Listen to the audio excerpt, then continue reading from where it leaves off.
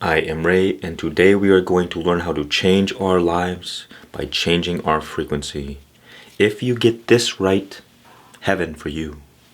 And if you get this wrong, may God have mercy on your soul. I had a profound download the other day, and these are always amazing. Something I had never thought about before. You see, for a long time, I have focused my attention on cultivating awareness, meaning I pay close attention to how my thoughts and how my actions are creating my reality. So I'm always reflecting on the things that happen and saying, okay, when was it possible that I may have allowed this thing to happen? Or that I may have created this negative situation or positive? Because if you generally live the same routine every day, you can begin seeing when you deviate from that routine how that changes your life, how situations occur. In other words, you have a baseline level of reality, and every once in a while, things happen that are anomalies. And you can see that those anomalies were the karmic effect of some kind of action or some kind of thought. And then you can understand which actions lead to a better life. And so I would pay close attention to whenever anything bad happened in my life. And I would think, well, how did this happen? What did I do that caused this? And usually I would understand pretty quickly what I did. Because when you're looking for the evidence, you'll find it. So I could see very clearly how my actions were creating my reality. But I thought it was simply my karma. In other words, the inevitable effect of an action. If I throw this pen up, it falls. Cause and effect. Now, I won't deny karma, but the realization that I came to was something much different than I could have ever imagined. You see, everything is energy. That is the nature of reality. As Nikola Tesla said, if you think in terms of energy, frequency, and vibration, you will understand the secrets to the universe. Because the universe is the dynamic play between order and chaos, the yin-yang. In other words, it's infinite energy, order, and zero, chaos. So you have infinite everything and infinite nothingness. They are equal in value, only different or opposite in degree. And so when you divide infinite energy by zero, infinity goes into zero one time.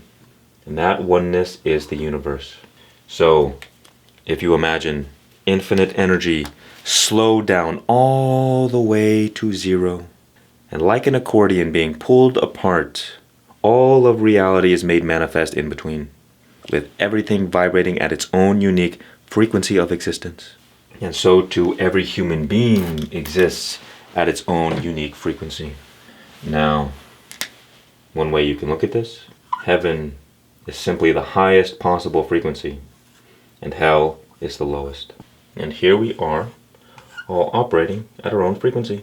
Let's just say, for instance, that our frequency is our aura. And our aura is like a compilation of many different frequencies, or like the average of our total frequencies. Now there's many ways we can go about this. Trying not to go too in depth. Well, I can yap for a minute if you'd like, before we get to this profound realization. Let me know in the comments, and I'll psychically read you from the past. Wait, I'll psychically read your comments from the future. I'm picking up something. Okay, let's just go into this for a moment, and we'll get back to this. So we all have an aura. Now let's use the chakras in order to describe this. So we have the root, sacral, solar, heart, throat, third eye, crown. And these are all like energy systems. So for instance, your heart has its own intelligence, its own mind. So does your gut. It has its own intelligence. And that intelligence says, do this, do that, don't do this, don't do that, do this chemical reaction, contract this muscle, etc. and etc. Now, our overall aura, its frequency is determined by the integrity of our overall energy. What does this mean? It means that if your root chakra is blocked, it's going to lower your frequency. It doesn't matter if you're so spiritual, you're all crown and third eye chakra, as I was for a long time. My natural state, for a while, I was very much third eye. That was my dominant energy. You could say a bit of crown. Lots of sacral. That was about it. I was dominant in third eye, sacral, and crown, meaning I'm a very creative person and I have a strong imagination. So it was natural for me to be spiritual, or to be like this. What do they call it in psychology? INFP or INTP. I am kind of both of those. And we will all have a dominant energy, which also means that we will also be weak in other energies. So for instance, because naturally my head is up in the clouds, I had a hard time being grounded. So a lot of the problems in my life came from being ungrounded. And so when the energy stagnates in that way, it lowers the integrity of the aura of our overall frequency. So there's a few things that matter. The flow of energy and the intensity. So how much energy and how able is that energy to flow? And you could say that results in the integrity of our overall frequency. And the frequency of our overall vibration will determine which timeline we are on. What does this mean? What this means is that in the eternal present moment, there is an infinite potential. We'll come back to this. So this is how reality works. In the present moment, this is your mind. We have a set of potential that is infinite. Now think for a moment, where did you exist before you were born? You think it's a tough question, I bet. It's not. You existed as potential in the future. And you know this because, well, you are here. If you didn't exist as potential, then you wouldn't exist. But before you were born, you existed in an infinite potential, and then you became actualized, you were conceived, and then you were made manifest. So, you exist not only in your present self, but you also exist as infinite potential. In other words, this is called the self. There are an infinite array of different versions of you, all existing simultaneously. Think about it. There is a version of me that moves my hand like this, or instead moves my hand like that. And that creates a different train of thoughts in which I speak different words, and then I move differently. And then I move 1 inch over here, or 1 inch over here. It's infinite. Infinite possibilities. The further you go out into the future, the more infinite the possibilities are. And the more you get to the present moment, the more the potential is cut off until there are only a few possibilities left, until the one possibility becomes actualized, and that is how reality manifests itself, and that becomes the past. Your mind is like a chopping tool or a pointed tool. It chops off certain potential. I mean, you can see that's like an hourglass, right? The potential gets funneled down into one particular reality, and that is the reality that you experience. But your mind is what allows you to tune into specific realities, specific potential in which that which can be actualized. Now let us return. Now, as I've said it a million times, our mind is a pointed tool that directs the flow of energy. Where attention goes, energy flows. Now we can direct our attention in 3 ways. If you don't know already, energy is the force of life. Energy is the force of creation. Energy is power. And we can direct our attention in 3 ways. A negative way, a neutral way, and a positive way. When you direct your attention in a negative way, it causes you to lose energy. When you lose energy, it lowers your frequency. As it's often said, hell is eternal death and heaven is eternal life, because heaven and hell exist as potential in the eternal realm. And so, to focus your attention in a negative way is what is called sin. It causes you to lose energy. It causes you to lose the force of life. And where life is not, death is. Like when you turn the lights off to a room, darkness is what remains. So all sin leads to death. All sin leads to hell. All it means is that you focus your attention in a way that causes you to lose energy. And because energy is frequency and vibration, when you focus on negativity, the frequency of your vibration lowers. But if you focus on something that is positive, a positive thought or a positive action, that is what allows you to gain more energy. And when you gain more energy, your frequency increases. Because what is one energy plus one energy? It's two energy. Now, potentially speaking, you have a version of you that is living in hell, and you have a version of you that is living in heaven. And those versions of you each have their own unique frequency. And there's an infinite scale in between. Now, the realization that I had was, well, I thought that because I engaged in a negative action, that I just had to face the inevitable consequences of that action. But I am beginning to think that that is not the case. Deeper truth to the law of karma, to the law of cause and effect. And so my suspicion is now that when I engaged in the low frequency behavior, my frequency dropped and I shifted to a lower frequency timeline in which the problem was already made manifest. So it's not that I was in the same reality experiencing the consequences of my actions, but rather I shifted to a lower reality in which there were already more problems, more suffering. Because the lower you go down on the spectrum, what does it mean to be in hell? It means you're suffering all the time. It means you're always feeling terrible. And so when you shift to lower frequencies, you experience more suffering.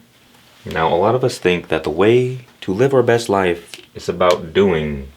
But the formula for reality creation, you could say, is be, do, and have. The more you are, the more you naturally do, and the more you will naturally have.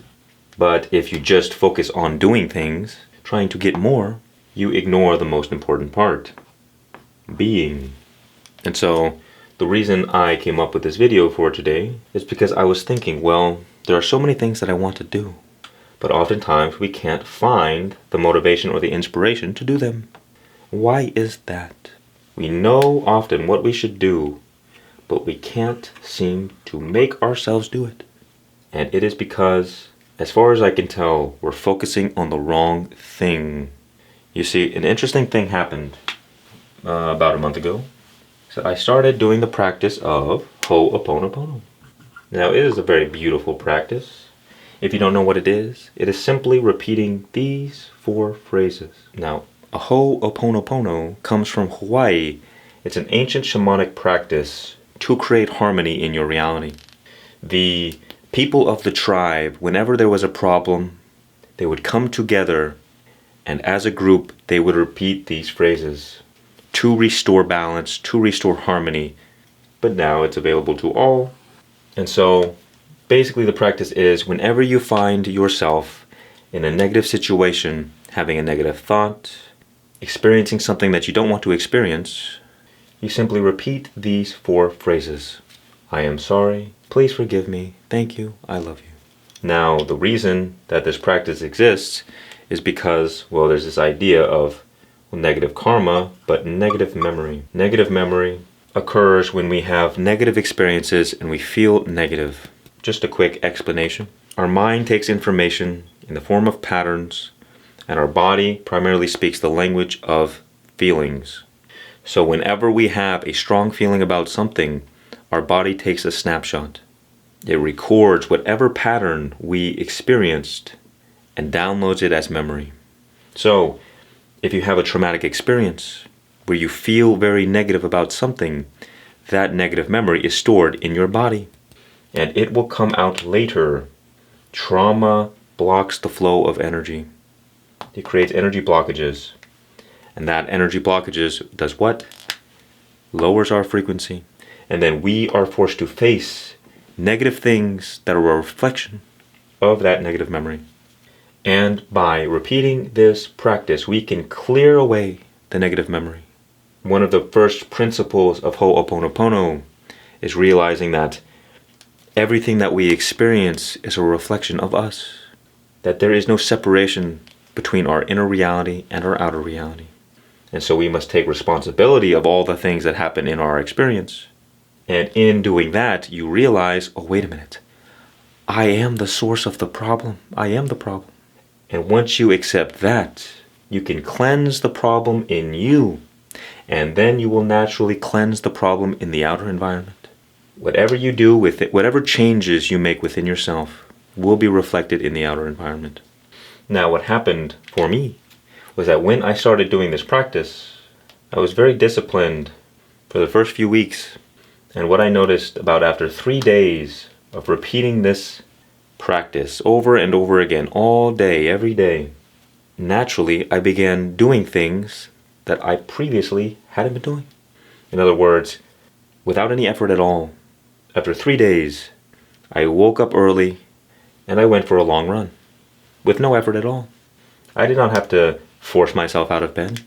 I did not have to try. It just happened. Why did it just happen? Because through this practice, my frequency was raised. And because my frequency was raised, that version of me on that timeline did more. And eventually that would lead to having more. This is the interesting thing I was just thinking about earlier. Because again, often we know what we should do. But the problem is, we're not the version of ourselves that is already doing it. That is why there is often a mismatch between who we are and what we know we need to do that would lead us to having the life that we desire. And so the only option that we have is to force ourselves to do things in a kind of desperate attempt to get what we want. But that is not the wise way to do things. The wise way to do things is to be more. And the version of you that is more already does all the things that will lead you to your dream life. Now there's a bit of a conundrum here because, well, how do you raise your frequency? How is this possible? Without doing things. Well, there is a little bit to be done because, well, your actions create your identity. There's a whole cycle going on. It's a simple way of looking at it. You could call this the karmic cycle. This is the 101 of how we create our reality.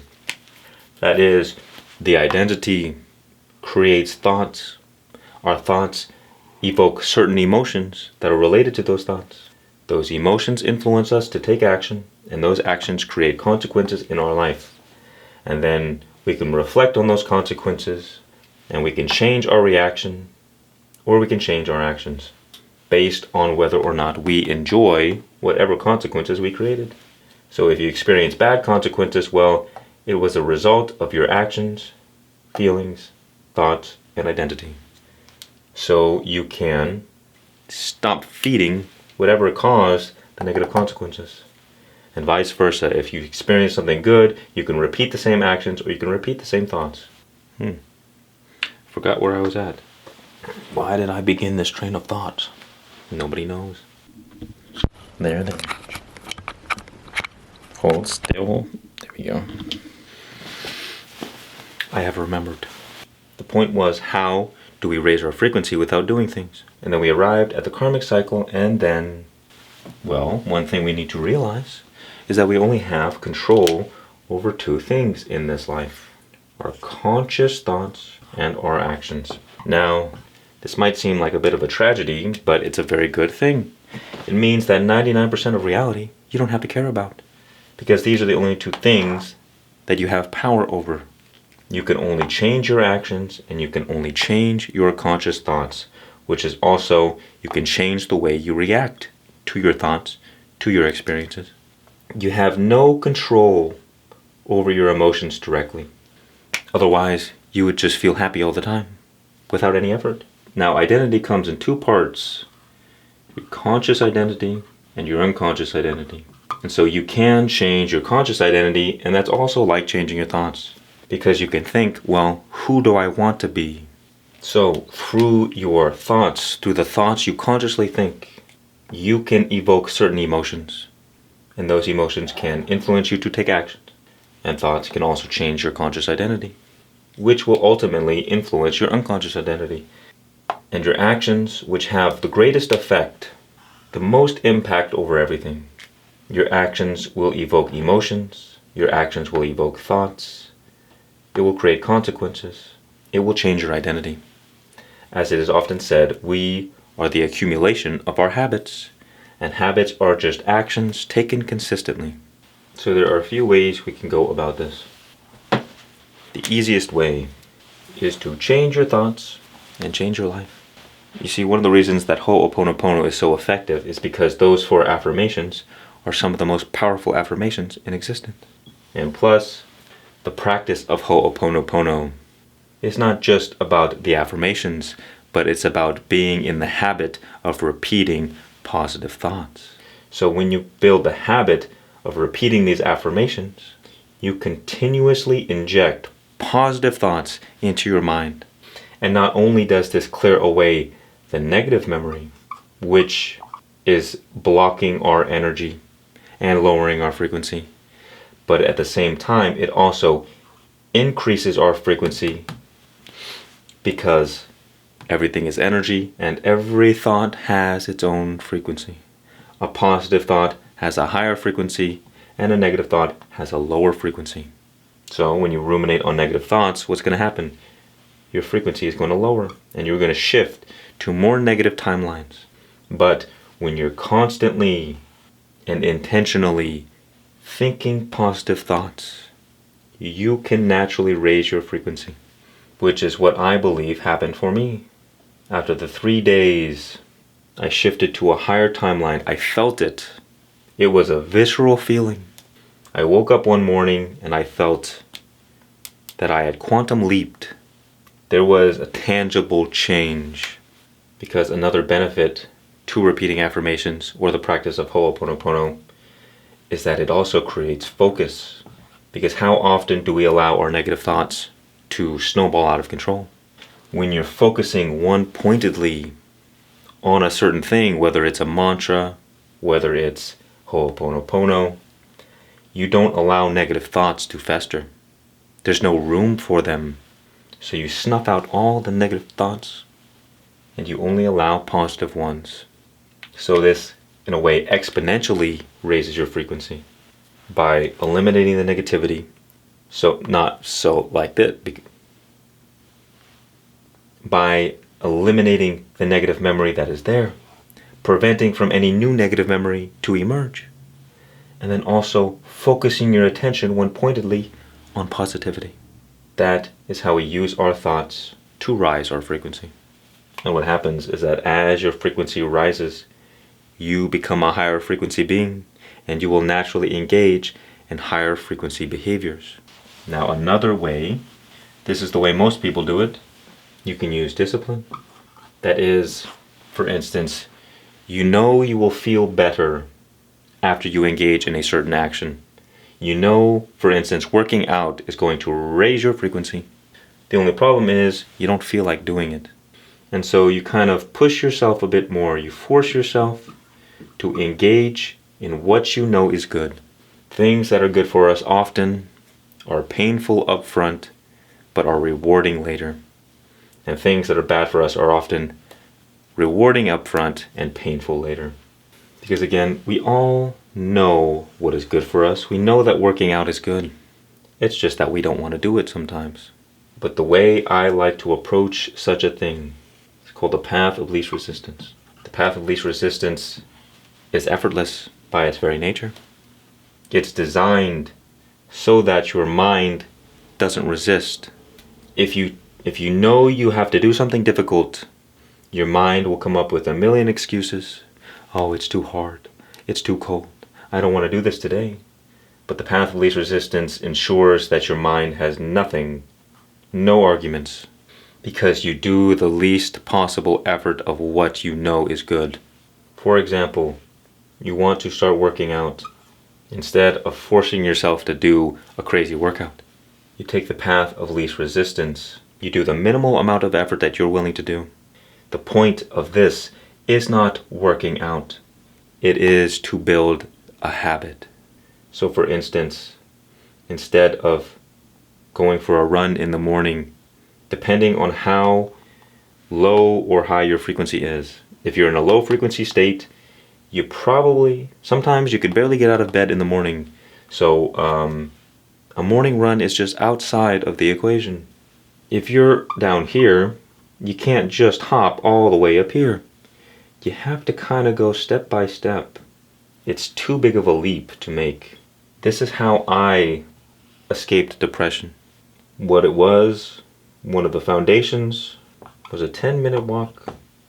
Because a 10-minute walk is generally effortless. When I didn't feel like actually working out, I still do this to this day. Instead of doing nothing, I just do less. Instead of going for a 3-mile jog, I might go for a 10-minute walk if I don't feel like going for a run. And what this does, it keeps your body in the habit of moving. And what happens is that the process becomes automatic. Every time you leave your house, it triggers the habit. It triggers the action. So if every morning you go for a 10-minute walk, and because it takes no effort, it's easy, it's smooth. And then after a few days of doing this, you free up willpower and you can push yourself a little bit more. The point is to make it as easy as possible. More easy than easy. Because instead of trying to force yourself to do more, like you're a slave dragging yourself along, instead you're almost like, well, I want to do more. I can do more. And so you take inspired action. After a few days of doing a 10-minute walk, you say, well, why not do 15? And so in this way, you can effortlessly engage in more difficult actions simply by creating the habit and then pushing yourself a little bit more. And before you know it, you might be going for a 3-mile run in the mornings. And on the days you don't feel like doing it, you might just do 1 mile. But the point is, what makes the path of least resistance work is consistency. That's the whole point.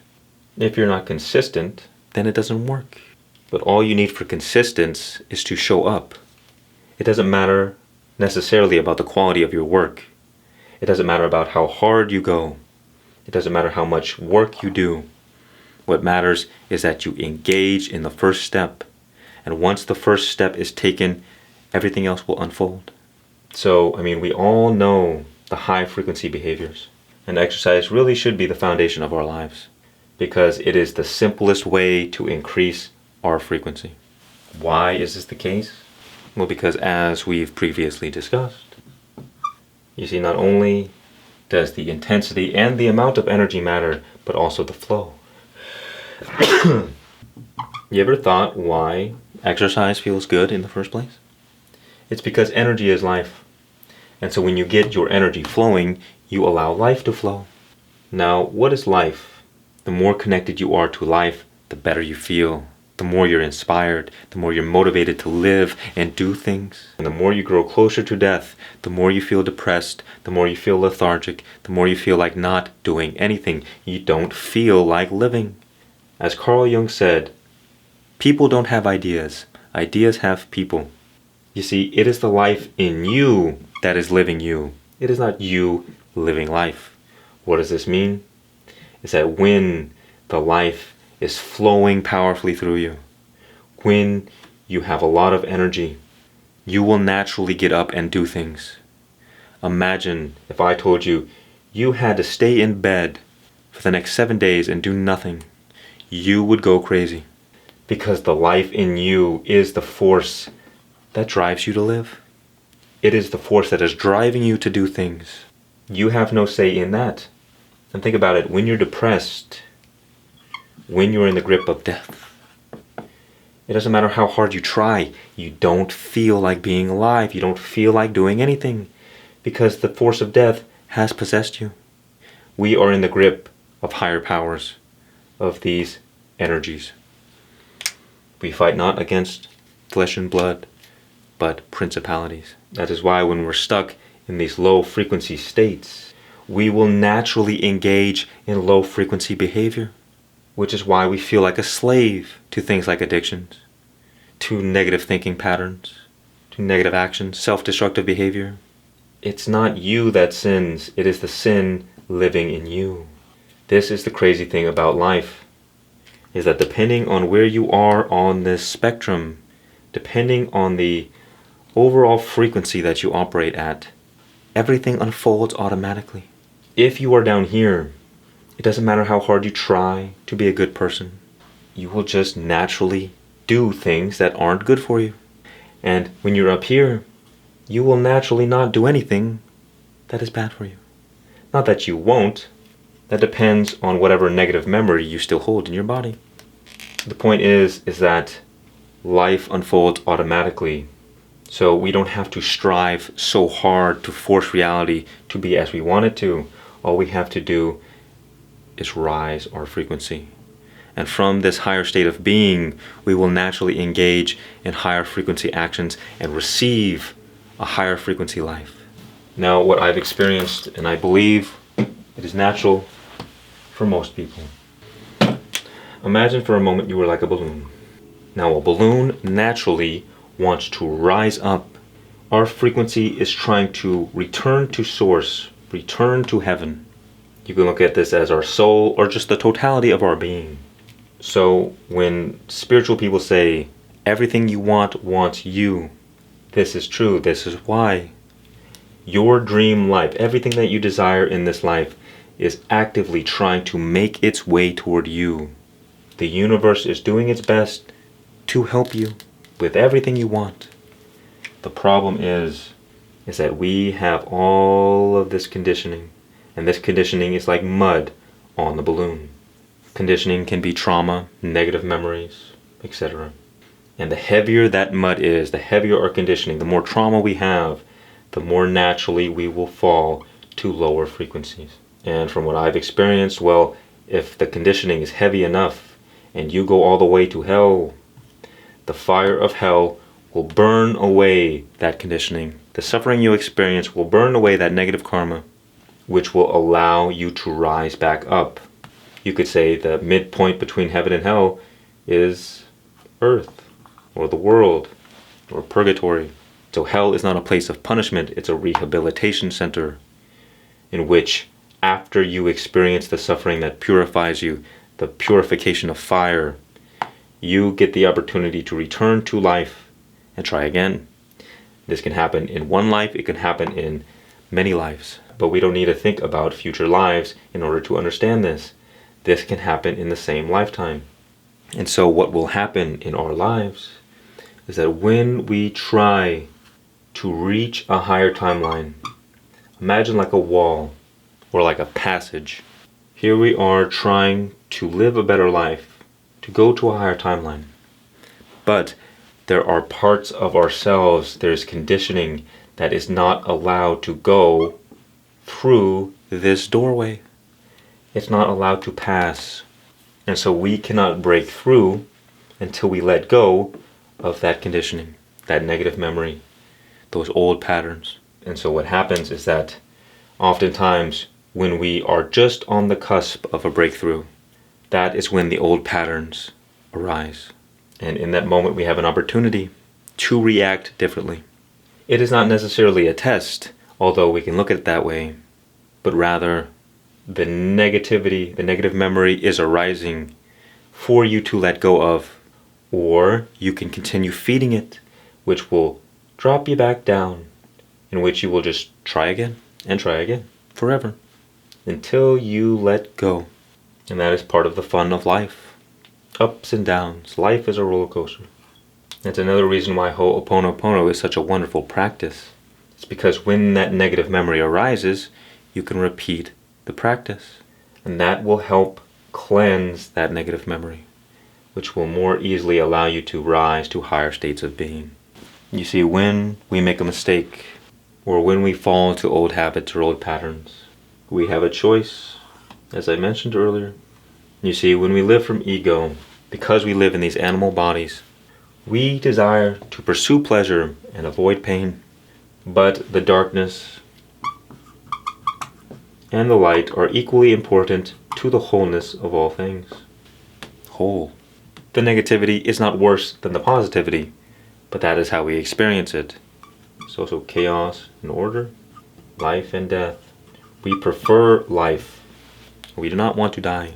But both forces are equally important for the natural flow. And so you have a choice. Because, well, first, life happens in expansion and contraction phases.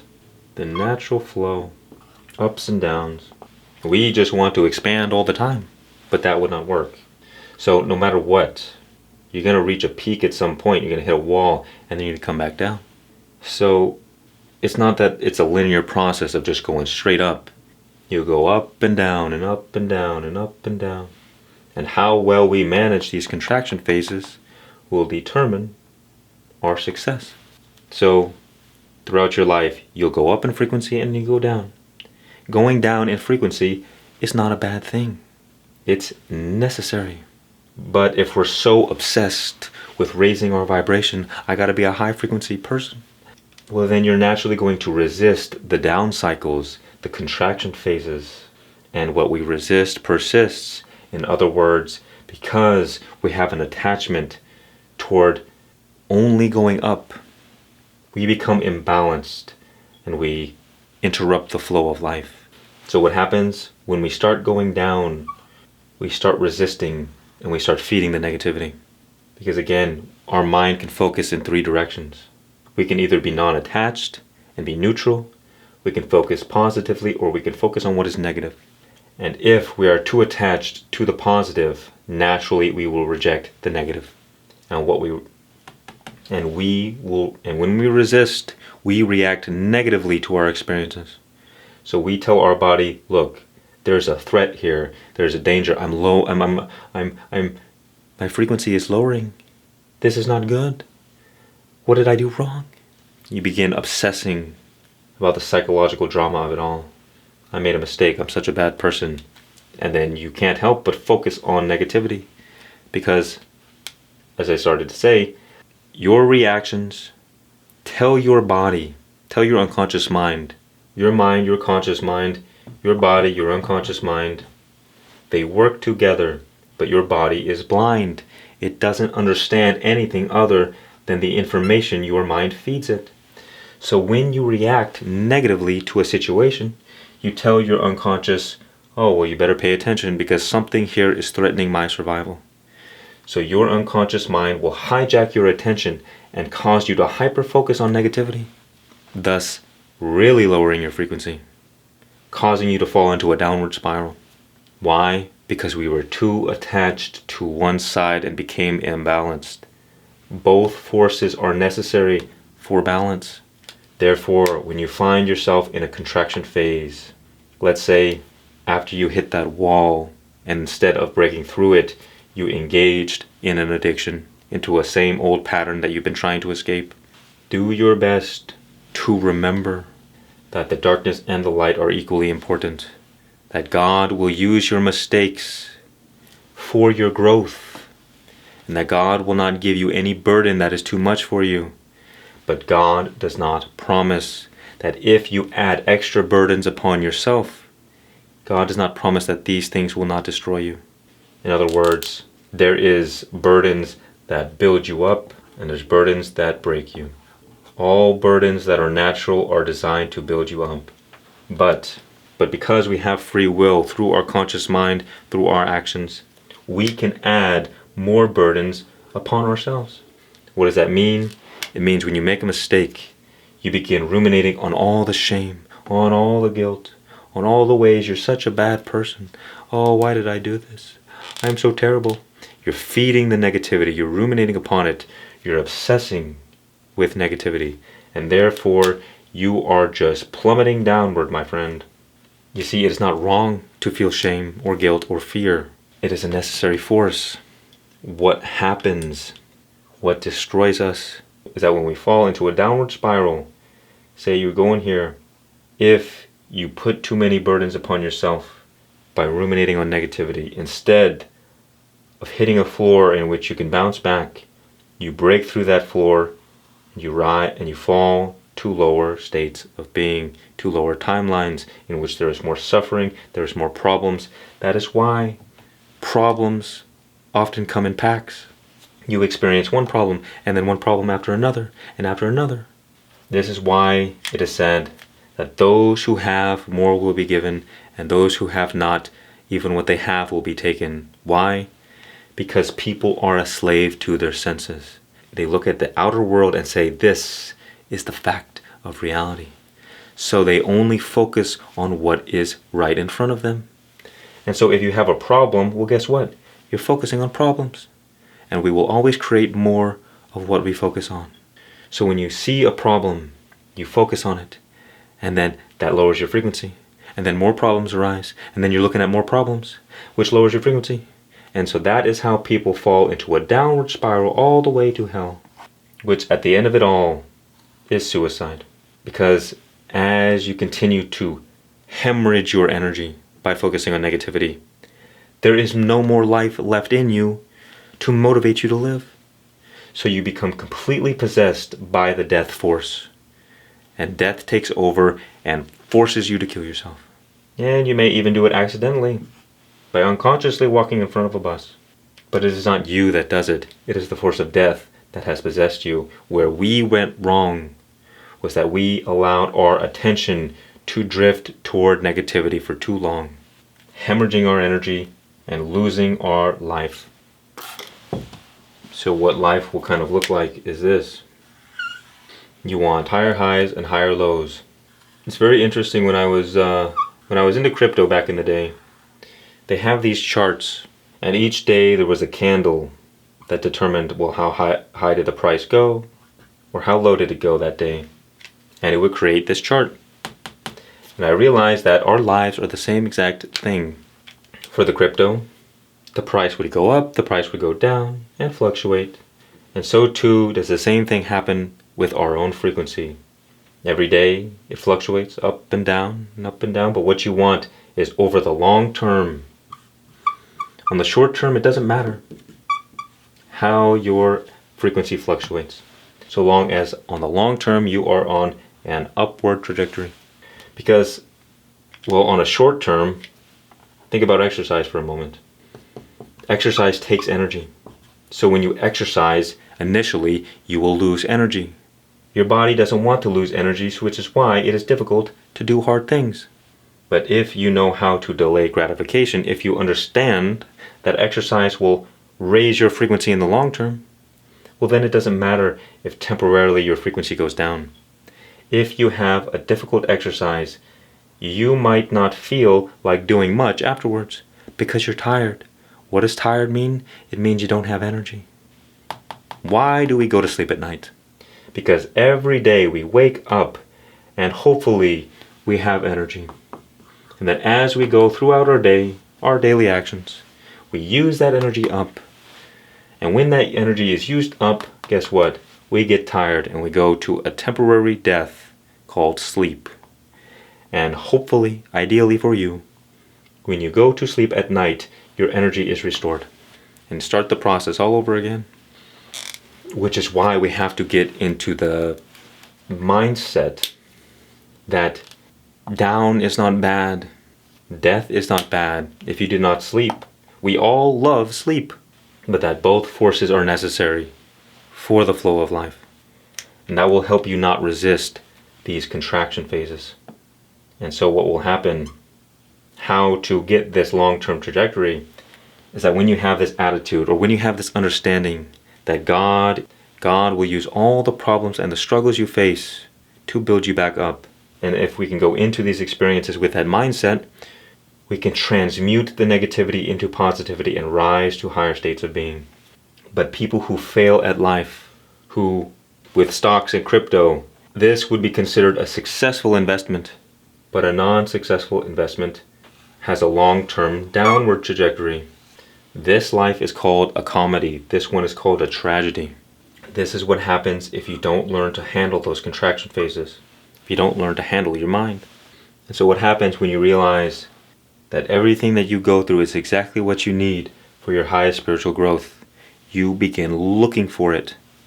When you change your conscious attitude toward life, and you stop complaining, you stop being a victim, you stop allowing yourself to ruminate on the shame, the guilt, the fear, all your mistakes of the past, all your imaginary evils in the future. Every time you hit a contraction phase, every time you experience a problem, a negative time in your life, you will always come back out on top, better than before. Because negative energy is still power, and it's a very powerful force. And so when you learn how to transmute it, you use it to drive you up.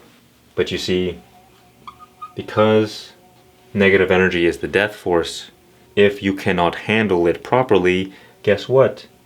It will destroy you. But if you learn how to handle it properly, nothing in life will ever destroy you, no matter what you go through.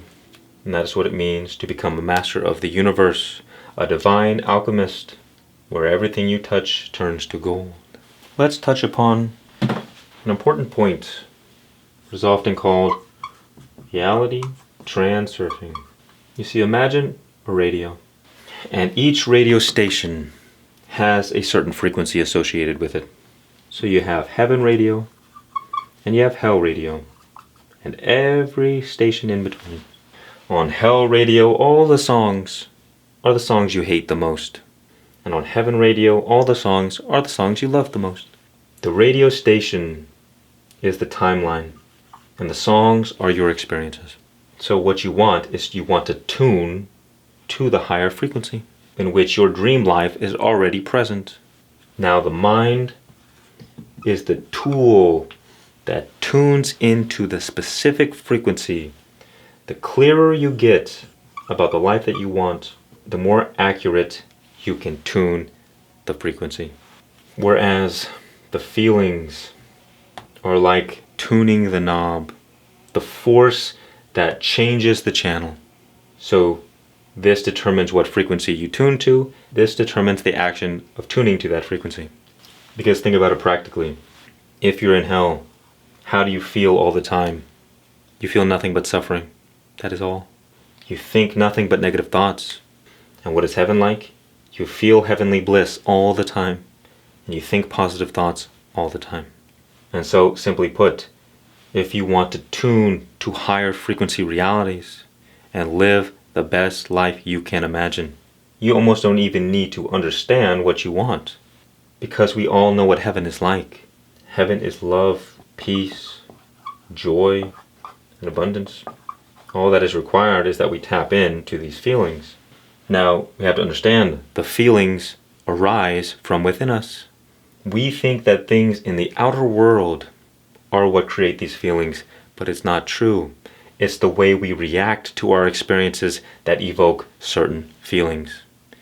Two people can go through the same situation and come out completely differently, based on how they focus their attention, based on their attitude. Again, this is why Ho'oponopono is so powerful, but it also includes any other positive affirmations. Because when you're constantly flooding your mind with positivity, you naturally begin feeling better.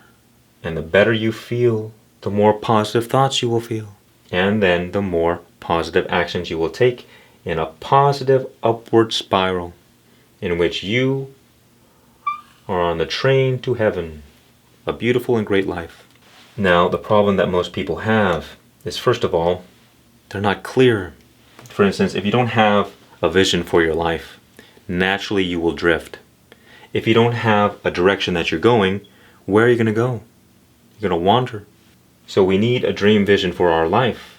But even that can kind of be sidestepped, because whatever our dream life is, even if we don't know it, we know that it will include great amounts of love, peace, joy, and abundance. So, with that infinite potential we discussed earlier, the potential version of you, the heavenly version, is experiencing these emotions all the time.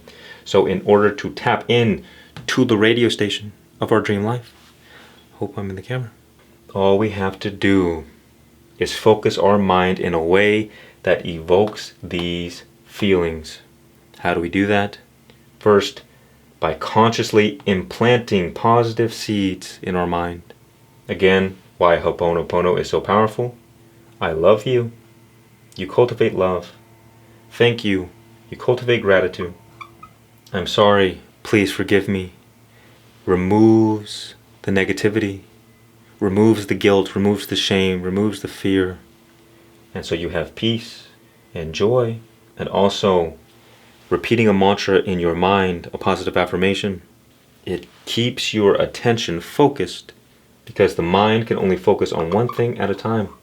And so you're either focusing on what is negative or you're focusing on what is positive. And when you're focusing on what is positive, you cannot focus on what is negative. Which is why if you repeat positive affirmations all the time, it's not about getting an outcome. It's about building the habit of positive thinking. And the habit will produce the result automatically. But if we're focused on the result, well then guess what? When you don't see the result that you want, there's a possibility that you will give up. Being produces actions naturally. But if you're focused on so much on doing, well, that is not sustainable. Because in a way, you're forcing yourself to be someone that you're not yet. But I should say on this journey, again, it's not going to be a linear process. You're going to have good days, you're going to have bad days. And with abundance, how do you feel abundant? Well, here's a good way of looking at it. All desire is a reflection of lack and scarcity. I mean, obviously, if you desire something, you are saying, well, I don't have that thing and I want it. So this is why when you're so attached to your desires, they don't come to you. You repel them because you're giving off the energy of lack and scarcity. And so you're not open to receive. You're not able to shift to the higher timelines in which you already have what you want. So if you are to get what you want, how does it happen? Well, you either get to force yourself, you force reality to get what you want, or you find inner contentment. Because the version of you that has everything that you want does not want what you want. It has what you want. Therefore, the version of you feels content and satisfied. It does not have the desire. That is why one of the most powerful ways to get what you want in this life is to let go. Forget about it. Surrender. It said, what you release most completely, you receive most completely. And it's counterintuitive because we think, well, without the desire, how will I get what I want? It is my actions that lead to the consequences. But that is three-dimensional thinking, lower consciousness. Whereas this, you're operating from being. You're being the highest version of yourself, the one who is already satisfied, the one who is already content. And you send off the energy of abundance. The less you need, the more abundance you will experience. But the more you need, the more lack and scarcity you will experience. Because when you operate from a place of desire, you act in ways that reinforce lack and scarcity. And so you get more.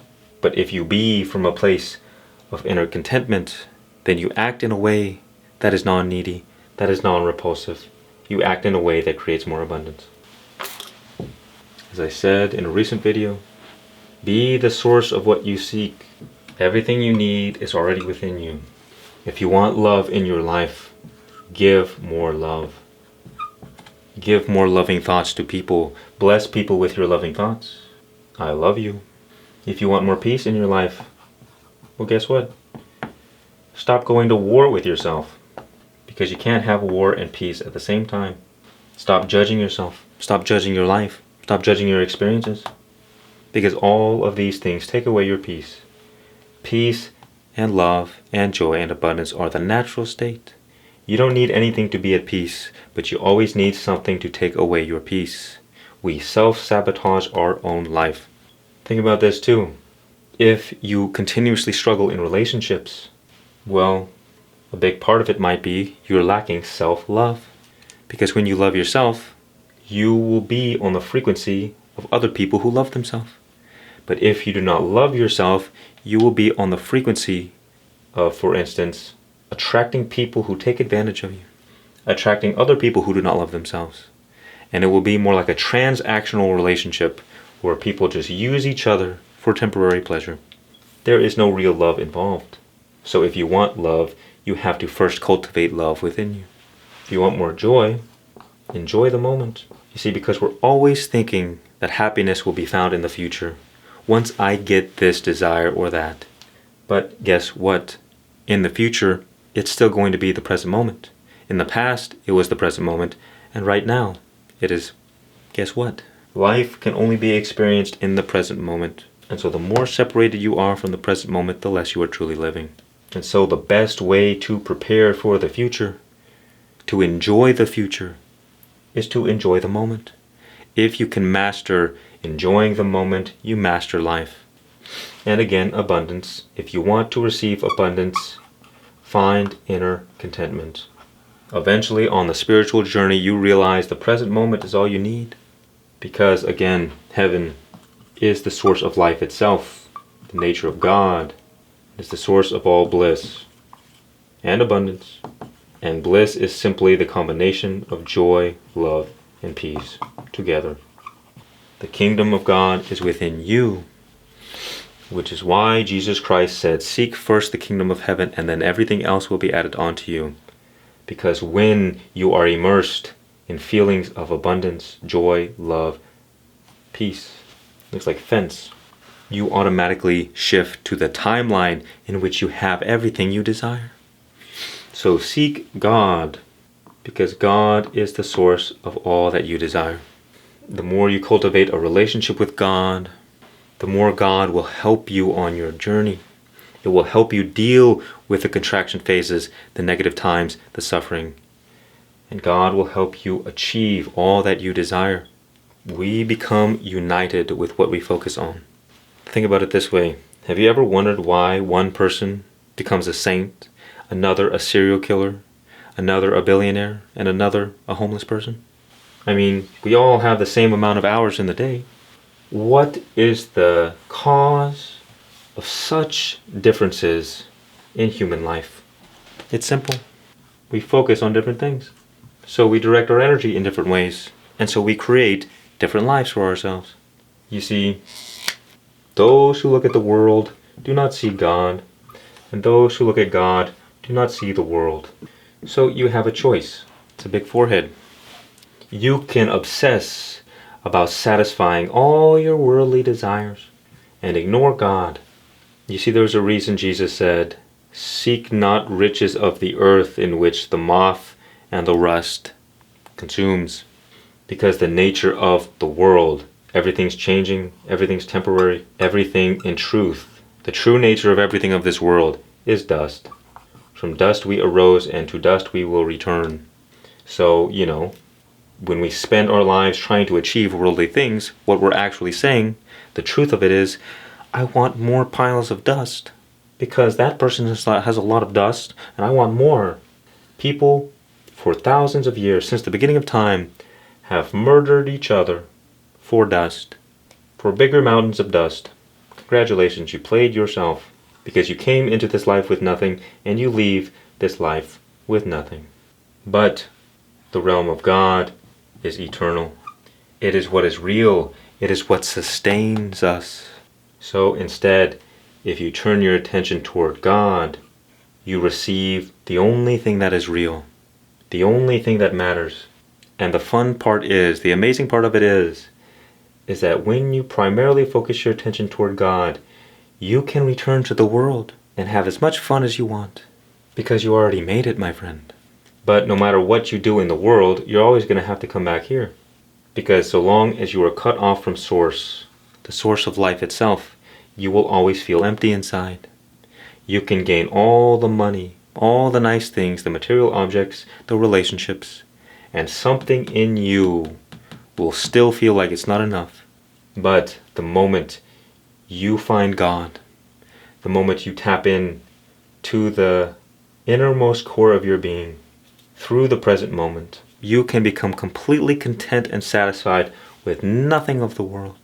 Because what we have in us is a black hole, and a black hole is eternal. And you cannot fill something that is eternal with something that is temporary. But You can fill the eternal with the eternal.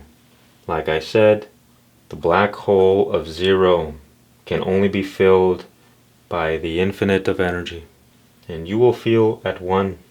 And that is satisfaction, that is inner contentment. And you will have tapped into the source of all joy, peace, and love. So the quicker you can focus your attention one-pointedly, all of that big attention you've got, toward God, the quicker you will rise to your highest dream life. And you may just allow life to unfold as it does. No expectations, no assumptions. And see where the cards land. But that only works if you're focused on God. Because God already knows all the things that you desire, all the things that you want, all the things that are good for you. And so God can provide these things better than you can provide yourself. That is why we surrender, we let go, because we allow the higher power of existence to guide ourselves, rather than to allow ourselves to get pulled by our little ego, trying to satisfy our little ego desires in the world. That which will never bring true satisfaction. So begin communicating to God through prayer. Ask God for guidance. And it doesn't matter what name you give it. As long as you have good intentions, as long as you want the best, God has no choice but to answer your prayers, because that is what God wants more than anything. But God will not infringe upon your free will, so if you do not ask, you will not receive. You see, we talked about focusing our mind on negativity or positivity. But the highest possible thing, the most positive possible thing is God. So when we focus our attention on God, we naturally rise up toward heaven and cultivate more peace, love, and joy. When we think loving thoughts, we connect to the divine. When we stop engaging in the actions that take away our peace, we connect to the divine. When we stop allowing the shame, the guilt, the fear, we stop ruminating on it, but we use it for our highest spiritual growth. That is when we connect to the divine. Because the nature of God is wholeness and balance.